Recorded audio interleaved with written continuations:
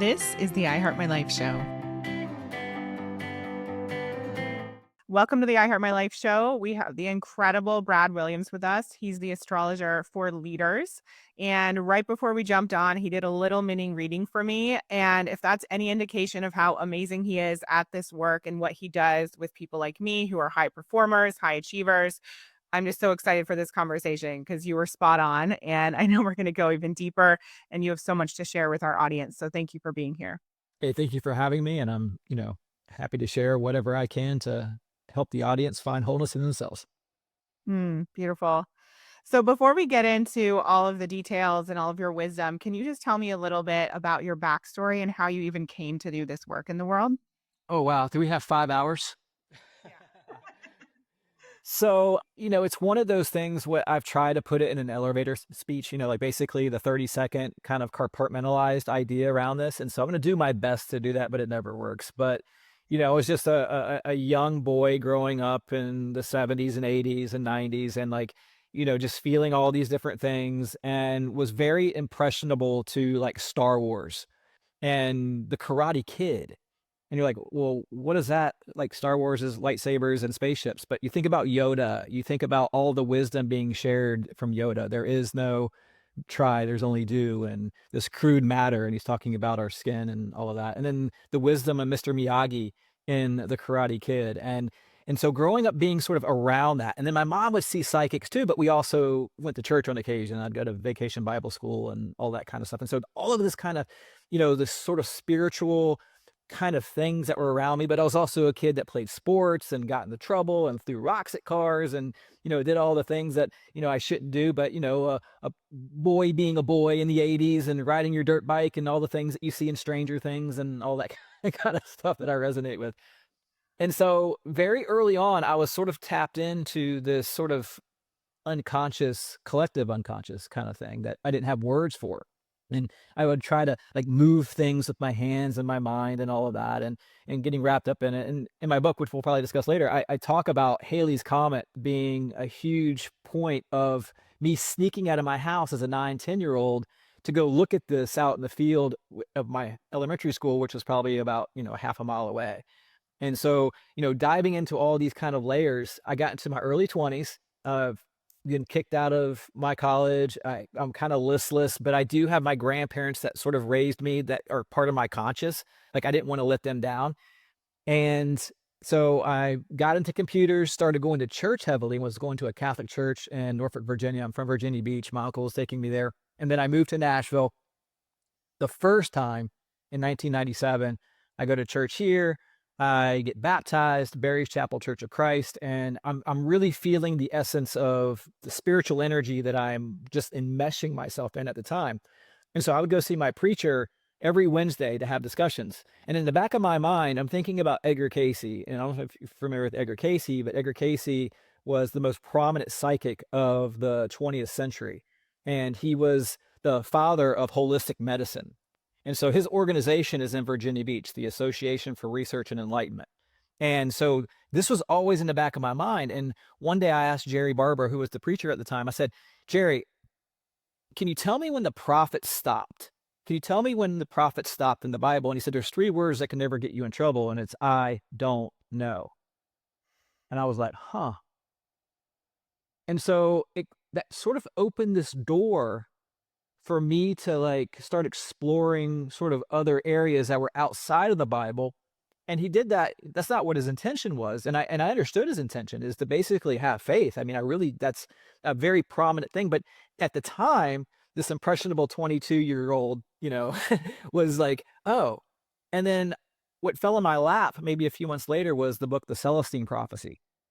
And the Celestine Prophecy, I think it's James Redfield or something like that, was kind of like this, in 1998, this sort of book that sort of cracked open the door to more of a mainstream dialogue around energy and seeing auras and, this beautiful story about this manuscript that's about this sort of secret wisdom and all that kind of stuff.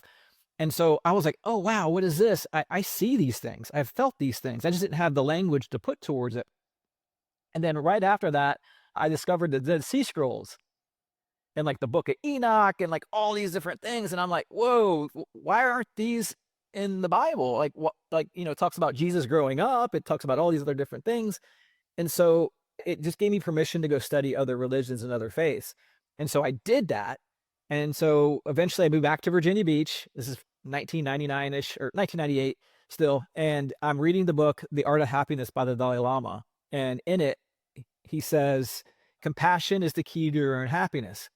And I'm like, shit, I'm judgmental. Like, like, we all are in a certain way, right? And I was like, so I kind of just threw my hands up and I was like, how can I have like unconditional compassion? And so shortly after that, I discovered the science of astrology, not just the sun sign idea. And so I've been practicing astrology since 1998 and became a professional in 2008. And so that's really the origin story, was that I just wanted to have organic compassion. And then it took me 10 years to figure out you need to have compassion with wisdom, because you have to dance with the light and dance with the shadow too. And so sometimes compassion is the hard truth. Sometimes compassion is calling a spade a spade. And as long as you're not being projective, sometimes that's what's needed to hear. Because if you study all these other different religions and different faiths, as I come back to the foundation of mine, which is Christianity, Jesus, dumping over the table and anger, those kind of things. It wasn't like this sort of passive thing that, spirituality sometimes you get sort of lured into in our Western culture. And for somebody such as myself that, really embraced a yogic path and all of that, there was a lot of, at the time, pretending, because I was like, oh, well, this is what I'm reading. This is the way I'm interpreting it. This is the people that I'm listening to. And they're mating all, follow the light, follow the light, follow the light. And that's wonderful. But at the same time, if you don't turn around and face the darkness, it's going to catch up to you and it's going to swallow you whole. And I'm somebody that in this lifetime, I'm going to use a little astrological jargon here, so bear with me, but I have a North Node in Scorpio. And that North Node in Scorpio, the North Node in astrology is what we're headed towards, and it's foreign to us. Just like I was talking to you a little while ago about your North Node in Taurus and how taking the bath and, doing the things and walking around in the earth. For me, it's the opposite. We have the opposite nodal axis, and it tells us how, our age difference is. I'm, 9+ years older than you. But the point being is that for me, I'm learning how to embrace the shadow. And so in my practice and everything that I do, I encourage everybody to look and head on into that. Because once you face that and you come out of the other side of it, then the trajectory of your wholeness becomes even more impactful. And you can use literal interpretations, like for somebody like myself, like 3 years ago, I did a 50K and I broke my foot on mile 6. And I have Dave Goggins in my head, and like Dave Goggins, who's going to carry the boats? That kind of guy, like really tough and like, and so the whole time, what would Dave Goggins do? What would Dave Goggins do? And so pushing myself for the next 25 plus miles on this broken foot and finishing it gave me something that it can never be taken away from me. It showed me what I'm capable of in a perspective that I never could have dreamed of without pushing myself through that. And so a lot of times in life, whether we're dealing with a death in the family, or we got fired from our job, or you've gone through a divorce and all those things, you have your moment of grace. You allow yourself to cry. You get all the feels, but then you get to work, because that's where the magic happens. And that's where the place of everything that grows out of us really starts to blossom. I went through an awful divorce in 2019, and I cannot imagine not going through that now, because where I am today is a byproduct of the work that was done after that marriage ended. That's amazing. And the thing that I want to pull out first and foremost is it sounds like the main way that you got to do this work in the world is just by following your curiosity and your passion and not judging yourself for being interested in something that might be a little bit different. And you followed those sort of breadcrumbs. Is that correct? Yeah, good, bad, and indifferent, because a lot of times the exploration of everything isn't as linear as I make it. We go through all these sort of different trials and tribulations, and the choices that we make aren't necessarily what we might consider the right choices. And the pivots that we make in life are judged not by the right decision, but how we handled the decision that we made, whether it was the correct one or not. And so Yeah. going after like what we want instead of what we need will always turn into what we need, because sometimes what we want isn't necessarily what we need, but when we go after it and it's not the thing that we actually needed, it will turn into the need to learn the lesson and guide us from there. And that's the self-awareness that Yeah. the astrology I practice and try to convey is, paramount in understanding it for sure. And how is the astrology that you practice different to what people might be used to, what their normal understanding is about astrology? So I really want to give this caveat before I say this is that what I'm about to say doesn't make what I do better. I look at astrology as language. Is French better than Italian? Is Spanish better than German? They're all different languages. And so I practice a version of evolutionary astrology, which was pioneered by Stephen Forrest and Jeffrey Wolf Green. And really the essence of that is you have the same chart that you were born with. You also have the same chart that you had at 5, 15, 25, so forth and so on. But what changes, because you changed, the chart hasn't changed. And so evolutionary astrology looks at the past, which can be literally a past life or metaphorically. I don't make my clients believe in past lives, even though I believe in it like I'm breathing. And with that, it is a pathway into like looking at how we evolve and the potentialities of evolution out of that. And I really try not to look at, like astrology as something that's just strictly black and white because there is no such thing as black and white astrology. Just like in our life, there is no black and white. There's a lot of grays. And so I don't hang my hat on predictive astrology, even though I do some predictive energy, intuitive kind of stuff. The main thing for me and what I want people to talk to me about and we collaborate together, I can't do it without you, is we find the wholeness in you through the lens of what the potential is in the chart. Because sometimes we're just barking up the wrong tree. Like in my chart, it shows that I could be decently good at real estate. And in a moment of crisis for a few years, I became a real estate agent. And I was pretty successful, but I was miserable. Right. And so, and so that's where we can peel away the layers, Oh yeah, I did computers for 10 years. I have my midhaven in Aquarius. Well, computers is ruled by Aquarius. That makes sense. But I can't stand it. But you know what also rules Aquarius? Astrology. So it's, there's it's one of those things where the astrology I practice is just really getting to the wholeness of you and less about, oh, you're going to meet your lover next week, or don't leave your house today because you might get hit by a car, that kind of stuff. And, and that's a caricature of astrology and the way people present it. But there's a lot of that out there. And this is more Jungian psychiatry, spiritual counseling. And working for there, we can align ourselves to the intuitive spiritual currents that are looking to take us. And that's the astrology I practice. I think that's so amazing. And just in the, few minutes that you shared with me before we jumped on, which we can talk about in a second, I feel like I got a better understanding of what that looks like. And it's so supportive to leaders because we all are in this sort of world of so much choice and we could go down so many different paths. And it's hard to know what's going to be the right one for us or what's going to fulfill us. And you might not know, obviously, until you try, just like you said, with real estate and computers. Mhm. But that like extra level of guidance can be so powerful and can help us also feel like we're not crazy if we like certain things or if we're experiencing certain things. And what you shared with me is super powerful because even last night I was talking to one of my friends and I said, the last 2 weeks, like my whole body has been anxious, like complete anxiety, like top to bottom. Woke up at 1:30 in the morning, just total, anxiety and realized like this is not normal and this is not how I want to be. And you told me in your 30-second spiel about me, if you said if I only heard one thing, it's that I'm here to calm down. And that is something that I'm not very good at. And I'm well aware that there is a lot of chaos and there's like so much happening. And my tendency is to want to do all the things and to think that I'm the only one that can do it. And so not ask for help. And so I just wanted to share that because that completely resonated and was spot on just in that little, few sentences that you shared. Yeah, and it's very interesting because it is a chart that has this warrior archetype driven in you that you're learning how to let go of. And so that's a very masculine tendency. And there's nothing wrong with that. If you had the reverse, say that somebody was, born 6 hours before or after you, they would have the reverse of that. And thus they would be learning how to not be identified by their partnerships, those kind of things.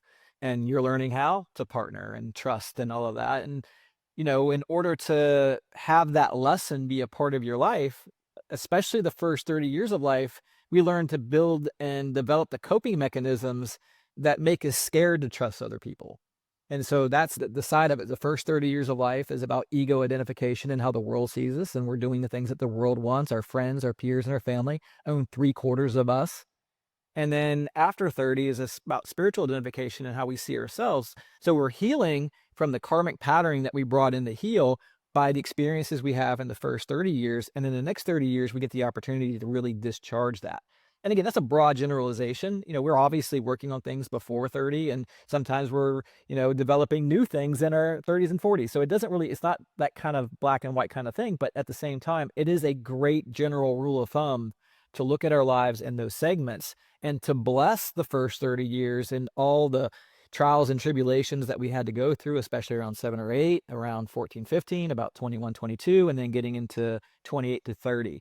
And so these are all huge astrological components that we all go through that are the building blocks to what we heal later in life. And so for you, it is letting down the warrior archetype to allow somebody to protect you. Maybe go into some of those traditional masculine roles and that kind of thing in your partnership and allow that comfort to be there and that kind of safety, because that's kind of the anxiety around that. And again, here we are in 2024, and it's really about choices. 90% of my clients are women. So I'm working predominantly with women all the time, and it's faceted.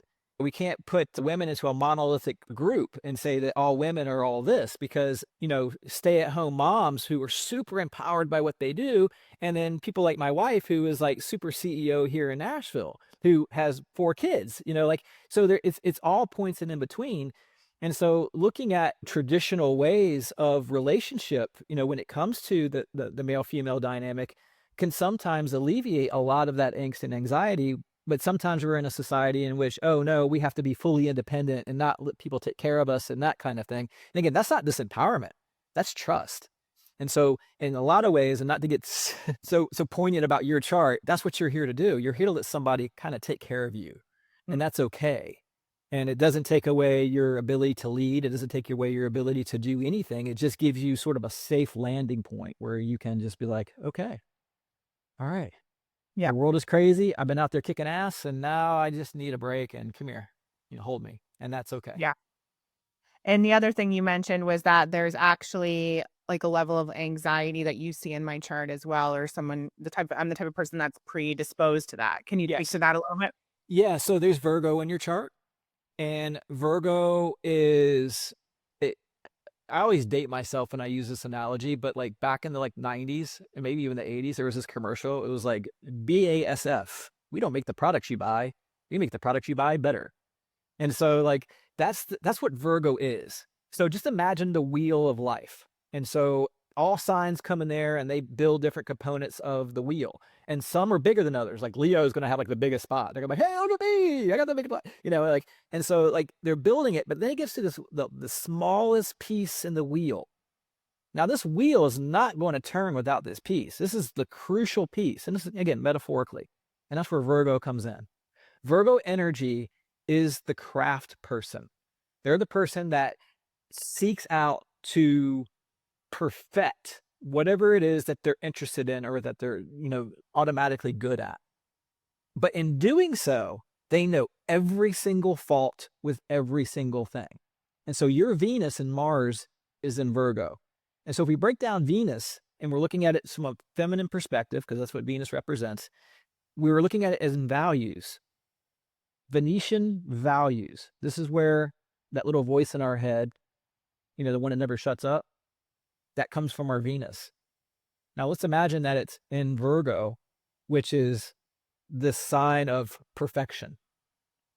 When you look in the mirror, and I have the same thing. So we're talking to each other and I'm saying exactly what I need to say to myself. You look in the mirror, you'll see every perfection.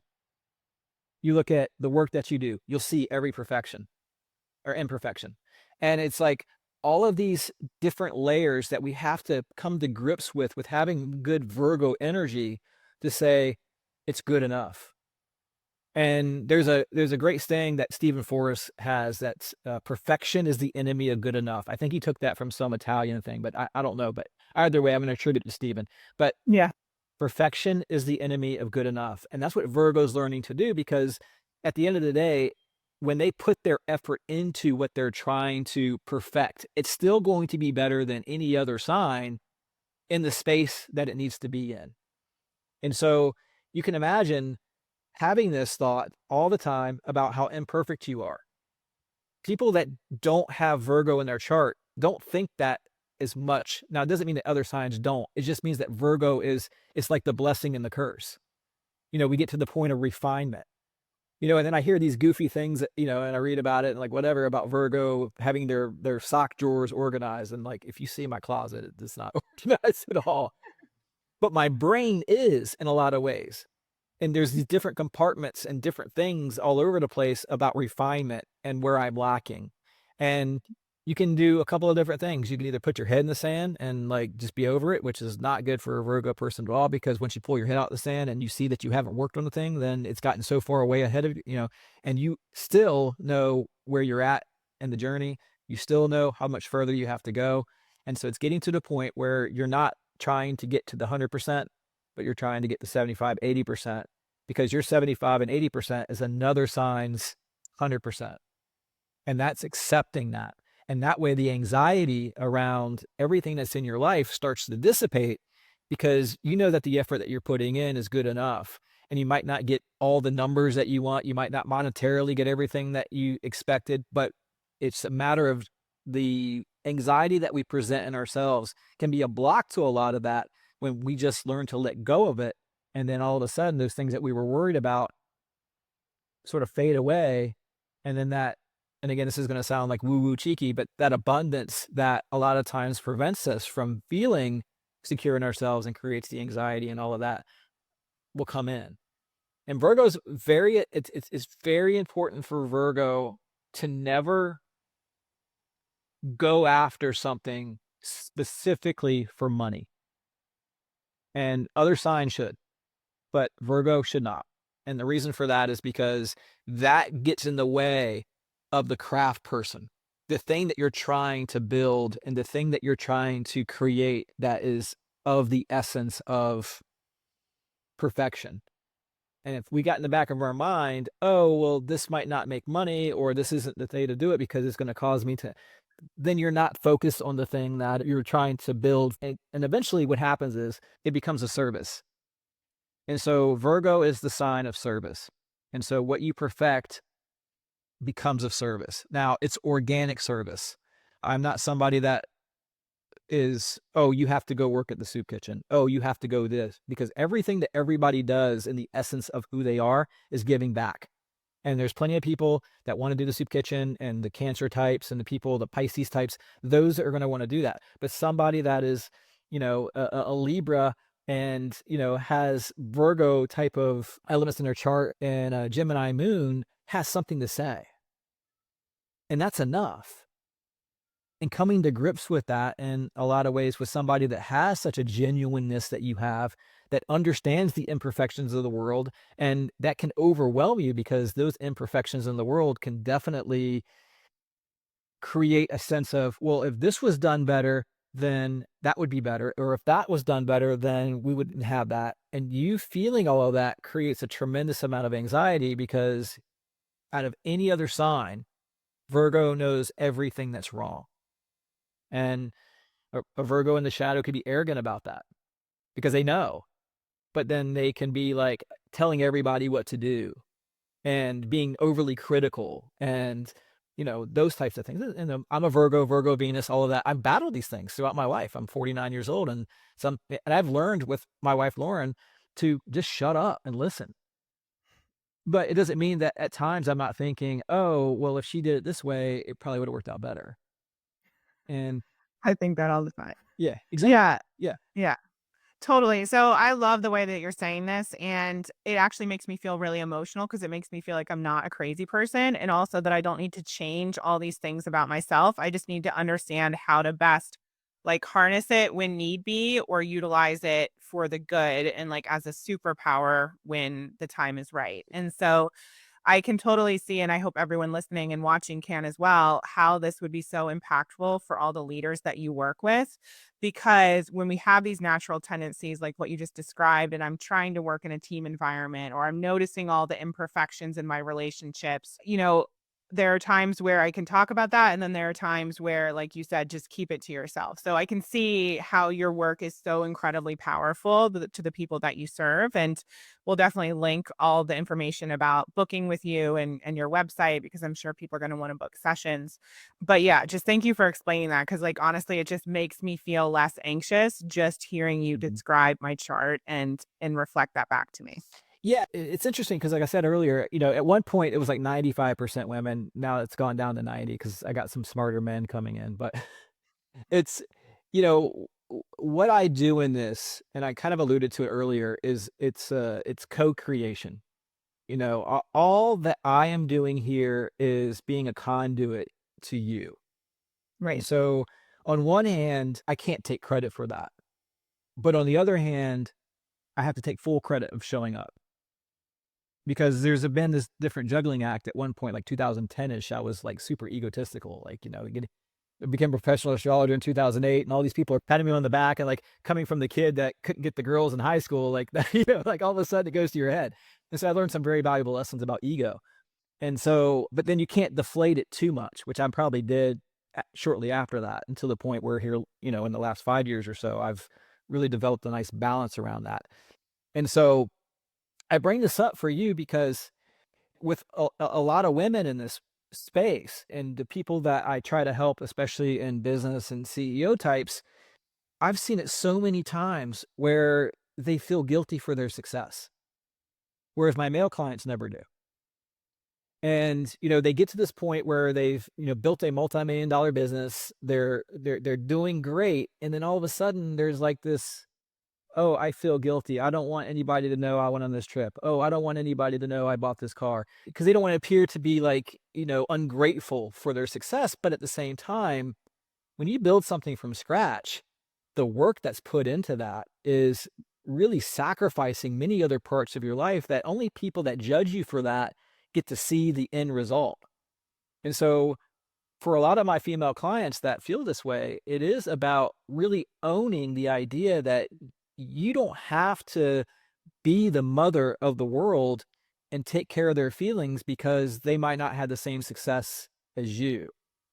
And so that's one of the best things that I can give as far as advice is concerned to my female clients, and not all of feel that way, but like the majority do, is that they push through the boundaries, all the different things that they've had to overcome, especially some of my older clients that are in their 60s that really went through like the 70s and, and that really dealing with men and in the scope of like men just like, oh, there's women in the office now. Let's be assholes, that kind of thing. Like Mad Men is a great, indicator of what it was like as women started shifting and, working into corporate America.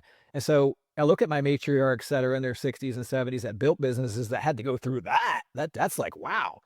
And it's interesting is they're less apt to feel any kind of guilt than my millennial CEOs and Gen X CEOs. And it's a very interesting dynamic because while they had to deal with some of that, they didn't have to deal with it as bad as the ones before and so forth and so on. And so the point of this is that you're indicative of your own individuality in that what you build is for you and how that trickles out organically is the only thing that you really should worry about. And that way, you're not going to build anxiety around certain things that you have no control over. Because again, that gets to the beauty and the strength of the feminine, which is the nurturer. And understanding that your nurturing response to business isn't to be the same that you would be to your children or to your loved ones. And understanding that you're not responsible for every part of society because you've built something and have success. And owning that is going to go a long way to taking away a lot of the anxiety that women have when it comes to building successful businesses, for sure. Thank you for that. I'm sure so many people needed to hear it. Can you tell us a little bit about the assessment that you've recently created? Oh yeah, I'm so excited about this. So this assessment was in my mind for a long time. And what it does is it's a 48 question assessment that asks you all kinds of myriad questions that you rate 1 through 5. And 5 being it's very, prominent in you, and 1 being it's not at all, and 3 being neutral, whatever. And then you tally up all the scores in each section. And then what happens is that you get to see where your strengths are and also where your weaknesses. And so I tap into the weaknesses. Now, the cool thing about this is that it doesn't say in the assessment Virgo, Libra, Pisces, it doesn't say any of that. It's just broken down into different things. But once you get the scores back and the section of those scores, I align it to that particular sign. So my book, Astrology and Leadership, Discover Your Value and Purpose, is letting us know that we have all the signs in us. Some of them are more prominent than the others. Some of them are way less prominent. But in order to be a whole person, sometimes we have to embody the energy of a different kind of sign that you might not even be familiar with. And so when you take this assessment and it shows you where your weaknesses are, then you can go to the book or my course or whatever and look at that particular energy. And so say you take the test and it's, low in Pisces, which I don't think that would be the case looking at your chart. But let's just say that for instance. What life is asking you to do through the assessment is to learn how to be more intuitive, to have more faith, to present to the world a more organic synergy that you might not be doing. And so obviously that's a broader scope, in the book and all these different things, it's much more details, but that's the idea of it. Or say somebody such as myself that needs to work on their work ethic. Maybe I'm low in Capricorn. And so, or whatever that assessment is, it's the Capricorn module. And so you're low in Capricorn. So I go and I read Capricorn and I really study the things that are in that to get a better work ethic. And so we can look at astrology in its wheel as a handoff. Every sign hands off to the other.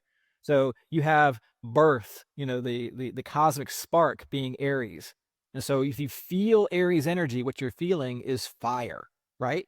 And so that's asserting yourself out into the world, just giving birth. And so all the mothers out there that's giving birth, that is boom. I've been in 2, rooms with 2 sons that were born, and it's crazy. And so then you have this fire, but then you need to learn how to conserve it. You need to how to save it for another day. And then you have Taurus, and then you need to learn how to communicate and talk and and listen, and that's Gemini. But then you have all this, you have fire, and you've learned how to conserve it and you learn how to talk. But now we need to have this sort of comfort of nurturing and love for the family, and all of that, it's Cancer. And then we need our creative form of self-expression, and that's Leo. And then we need a refinement and making ourselves better, and and all of that in Virgo. And then relationships and the dynamics of that in Libra. And then the core of like the catacombs of the soul, depth, is Scorpio. But then coming out of that is truth, and we need Sagittarius. But how do we protect that truth? We have to build a foundation around that, and that is Capricorn. But then we don't want to get too rigid in that. That's the the rigidness, the tyranny around conservatism. I'm not talking politics. I'm just talking about the essence of conservatism. What we all need is we need something to kind of break that, to decalcify, and that's the liberal sign of Aquarius. And Aquarius is the essence of freedom, if there's one word for that. And then we get to Pisces, and it's all the signs wrapped up into one. And if we look at it through all of that, it's the God quality in us all. And if we look at that from Aries to the finish of Pisces, then what we have is the embodiment of a whole person. And so if we know those different layers, say that you're really low in Leo and your business is not getting to where you want to go in the next step, well, you need to embody a little bit more of those Leo traits, which is, hey, look at me. I'm really good at what I do. Talk good about myself. Those kind of things. Your creative form of self-expression is low. And if you can add to that, and some strategies of that are going and taking an acting class, or really just theatrically embodying people that you love and sort of copying what they do. Again, you're not going to turn into a Leo, but if you start doing some of those traits that are the embodiment of Leo, then you'll have a lot more success, because where you're finding speed bumps in your success comes from your lack of grandiosity, your connection with people that are done through the lens of Leo. And if we think about Leo, it is the sun. It's ruled by the sun. And so it's like the warmth of the sun. And so maybe without knowing it, when you go in to do a pitch or whatever it might be, the people that aren't connecting with you just need a little bit more warmth. And I'm not talking about emotional warmth. I'm just talking about a little bit of what Leos can do, which is make people feel good about themselves. And so that's the essence of what the book's about, and why the assessment is so important is because we get to the core of what might be lacking in our astrological symbolism. And does the assessment, is it overall, or do you take the assessment based on a certain area of life? So for example, if you're lacking in business versus lacking in relationship, or does it speak to all of those? It can speak to all of them. Right now, it's geared towards leadership, and I'm still refining it a little bit, but there's going to be other assessments for love, for money, and for other parts that are going to be more specific coming later, sometime next year. Right. As I get more and more case studies on this assessment, which I want to send to you afterwards so we can see it where you land. And as I refine that and perfect that as much as I can, 75%, same advice I give to you. Because again, I'll spend a year trying to make this thing perfect if I don't. And right now it's really good enough. Once I refine that, have that done, locked in, and put in the course and the app that I want to create with it and all of that, then I'll start branching out to other subsections of who we are that are important to people, relationships, Hmm. children, that kind of thing. I hope you're enjoying the episode so far. Before we get back to the interview, I wanted to share a little something I think you'll find valuable. If you're looking for more clarity on what you want in life or feel like something is holding you back, I've created a free Dream Life Guide just for you. It's a step-by-step resource to help you get clear on your goals and break through any mindset blocks that might be in the way. You can grab it at iheartmylife.com/guide. And as a bonus, I've also included a private podcast feed to go along with the guide to give you even more value and support. So head over to iheartmylife.com/guide to download it for free. All right, now back to the conversation. When you married your wife, or maybe I'll back up, when you met her, was astrology something you were considering? Like, are you the type of person that will look at her chart and your chart and see if there's a match? Oh gosh, yeah, do we have 3 more hours? All right. So I'm bad. All right. So remember, back up a little bit. So 2010, I talked about like, the guy that wasn't getting the girls in high school. And then all of a sudden, there was a lot more opportunity and all of that. And I took advantage of that. And I had to have self-awareness to kind of see that. So then I put this rule in place that I was never going to date another client and then go through the divorce. I'm in a vulnerable spot. Certain things happen, whatever, whatever. And then I meet Lauren, and because of the whatever, whatever, I had already put that block back up. I was like, I no. But Lauren was going through a divorce, so I wasn't even thinking about that. But when I was sitting down to look at her chart, I saw the connections that we had. I mean, it's obvious to me whenever I look at a chart that I'm doing, I know my chart like the back of my hand, and thus I can see where those connections are. Now, if I'm being honest, I didn't think of anything romantically. I just thought that, hey, this is going to be, a wonderful, beautiful connection. This is before I met her. Connection. Again, I'm in Nashville now. This is, 2020, early 2020, January. And we're going to have a great connection. I already know this. And so we meet. She's in the middle of things going on in her previous marriage. And it wasn't there to go into that space. You know what I mean? Yeah. And so I never really thought about it until later that fall. She went through the divorce. I was working her through that, and I'm not going to give too many details around that, but never once did I ever even think she would be into me. And that was part of it. And so when she filed for divorce in September, the end of September that year, and then later on, we started dating. I was scared of her, like, because again, she's this very powerful woman. She doesn't see herself that way. She has this aura around her that makes everybody feel like, from like the person that cleans her house to her VPs at her business, like they're the most important person in the world. That's who she is. That's not even her trying. That's just who she is. And I was like, there's no way. There's no way she's gonna like me. This is going to be a fling, and and then she's going to send me off to pasture, and she's going to find some, other successful business guy. Cause I'm an astrologer. I knew, okay. But again, I'm not, again, I'm coming out of divorce. I came to Nashville with Yeah. basically nothing. I'm starting over. And after about 6 months of certain things, there's something that happened with us that I was like, she does love me. And that's when I let my guard down. And so the chart was always there. And yes, I knew the potentials around it, but you can only lead a horse to water, right? Right. And it's like the Lauren and I's charts are so very, very impactful. And even a minute changed in our times would make it less impactful. That's how exact it is. So there's that synergy. But like, if you look, for instance, Jim Morrison, his chart and my chart, I mean, I probably would have married him according to the astrology.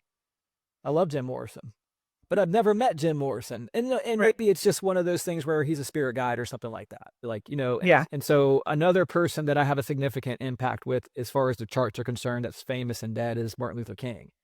So it's these kind of things where the chart can only show us the potentiality, but the spark has to come when the souls connect. Yeah. And Right. sometimes timing is just isn't there. But the timing When for us. Yeah, no, that's so beautiful. And I noticed on your website you do couple readings as well. Yeah. So I was curious about that. And we recently had a human design reading from my daughter. Yeah. And that was super interesting just to better understand how to connect with her, how to like foster her development, her personality, and things like that. Do you also do it for children to support Yes. parents and better understanding them?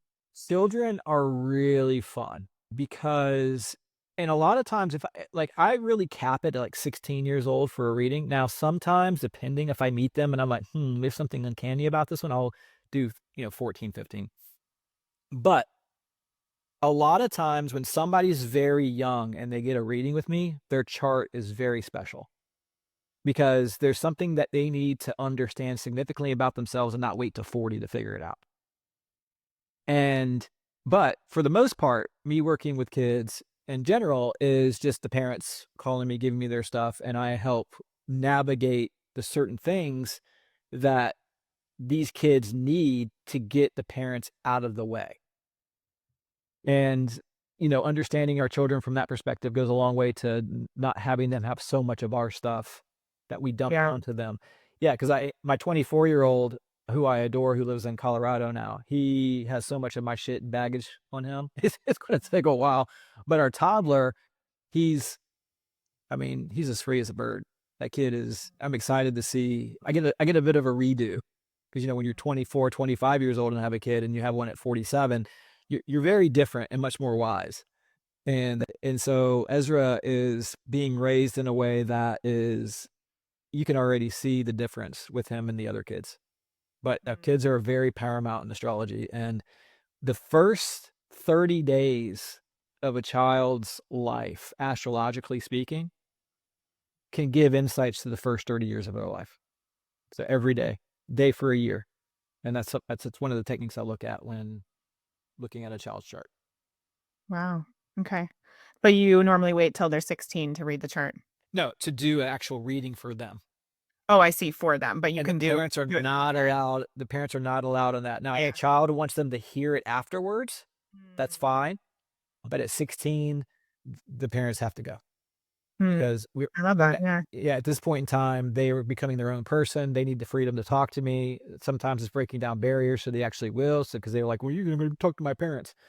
Only if you're in danger of doing something will I talk to your parents. Like, if you wanna talk to me about you making out with some boy or girl or whatever, I'm not gonna go run to them like, "Hey, you gotta watch them," because that's not for me to do. That's for them to figure out Right. with their kids.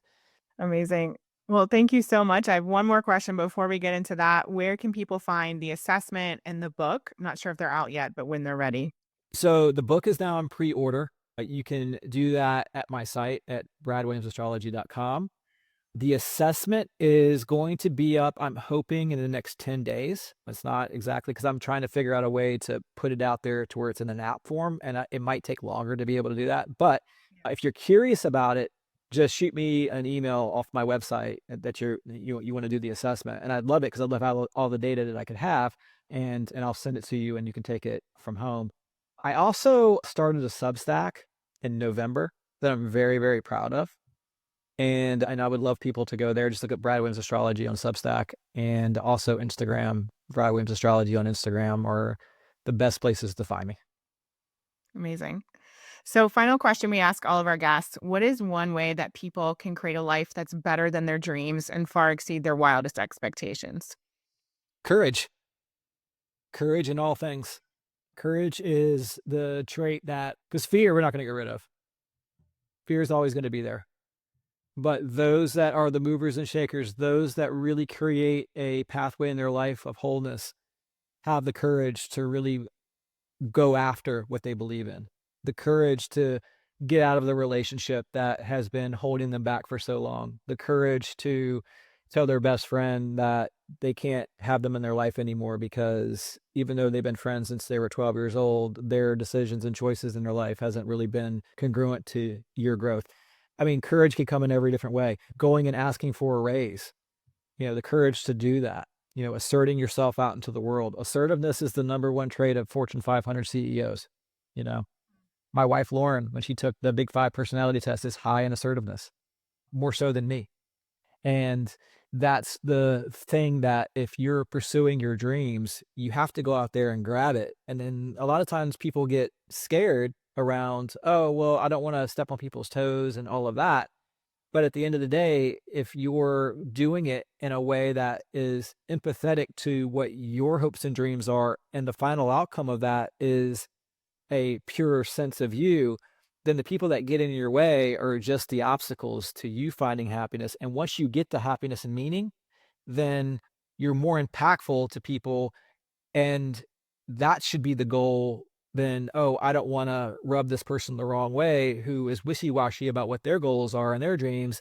And thus, you'll never get to the point where you can actually help more people organically because you push through that person that was holding up that barrier. And that is, it's a trick. I mean, it really is. And that's why, unfortunately, businesses have a 90% failure rate, is because a lot of people that are starting those businesses can't get past the point of, this is what needs to be done. I don't have time to deliberate. I have to be actionable and I have to be assertive. And so a lot of times, again, when I get CEO types, they usually have been successful at that. It's other things that we have to work on. But with people that are just starting the business and all that, I spend a lot of time focused in on assertiveness development. And because you're not gonna be successful unless you can ask, what's the ask? Yeah. That's scary to ask, especially somebody that's already been successful. Hey, can I have coffee with you? I'd love to pick your brain. And 10 of them are going to say no. And that's what especially young entrepreneurs need. They need people in their life that are going to help shape them and the thoughts that they need to build the business and to be the true leader that they're going to become. Yeah. I love that answer. Thank you. Well, thank you so much, Brad. Really appreciate you. Thank you for the impromptu reading. Really appreciate it. Not a problem. So great. And can't wait to read the book and take the assessment and just learn more from you over the months and years to come. So thank you. Emily, thank you so much. Thank you for listening to the I Heart My Life show. If you enjoyed this episode, please share it with 3 friends or post about it on social media using the hashtag I Heart My Life show. And don't forget to rate and review the show on Apple Podcasts. It really does help us spread the movement far and wide. Remember, everything you desire is possible. Keep believing in your dreams and taking action.